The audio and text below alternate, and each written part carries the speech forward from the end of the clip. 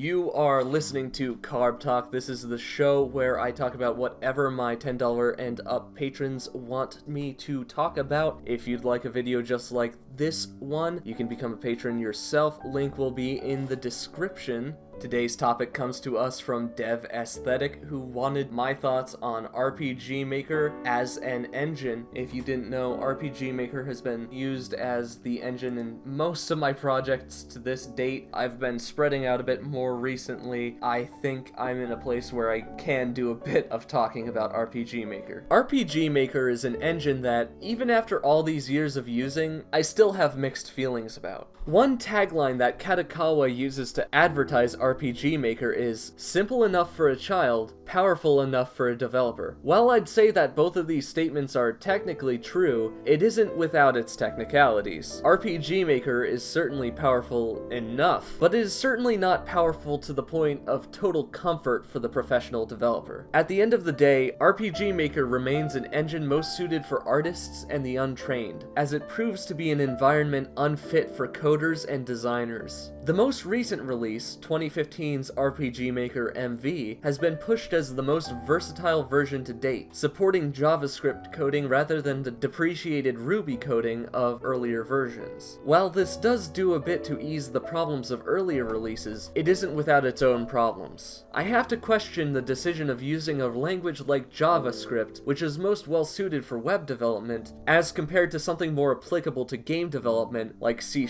Even with this added feature, it doesn't change the fact that RPG Maker is a very rigid engine. It does not like having its essential elements messed with, and often will throw a hissy fit of some sort when it arbitrarily disagrees with a piece of code introduced to it. The rigidness of RPG Maker is not just limited to external coding. Each version of RPG Maker has bits hard-coded into it, which can make your life a whole lot less comfortable. For instance, each version of RPG Maker has a set tile size which cannot be changed. RPG Maker VX Ace uses 32 by 32 pixel tiles, while RPG Maker MV uses 48 by 48. This means that if you'd like to make a game taking advantage of RPG Maker MV's features, but are more suited to working with 16 by 16 pixel art, you're out of luck. When compared to an engine like Unity, RPG Maker shows a shocking amount of limitations. I understand that RPG Maker isn't seeking to be the most powerful engine on the market by any means, but certain features should just be readily available. The fact that RPG Maker has hard-coded limits on the amount of animation frames is completely unneeded, and it's honestly pretty crazy how much more sophisticated Unity's sprite animation system is. Unity's drag and drop system for adding scripts to objects makes it far easier to create NPCs which behave in a certain way than that of RPG Maker's antiquated event system. RPG Maker MV was advertised as being the first RPG Maker to support HD graphics, but for some bizarre reason, the games made with it are still stuck in a 4:3 resolution. That being said, I can't recommend beginners going to Unity rather than RPG Maker.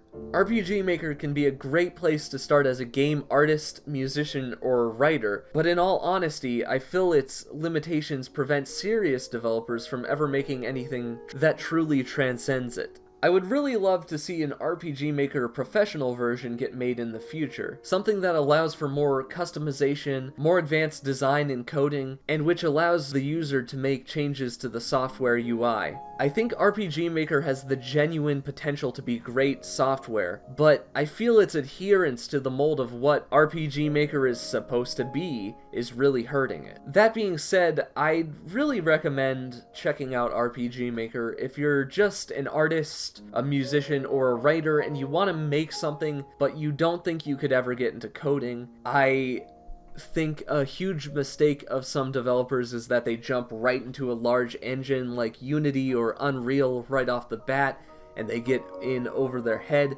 If you're a coder or a designer, I would suggest Game Maker Studio 2 as your first introduction to game dev. I just would say, I love RPG Maker, but it needs an intervention. It needs to grow out of what it has been, and I think it needs to just think about the future and really innovate to become a great engine. I hope you enjoyed this video. I certainly enjoyed talking about RPG Maker. I've been using the engine for about close to 10 years now. I definitely see ways that it could change for the better. If you'd like a video like this, be sure to become a patron yourself. It really helps me in making my games and making more content for all of you to enjoy. As always, I hope you have a great day, night, or afternoon. Have a good one. Bye.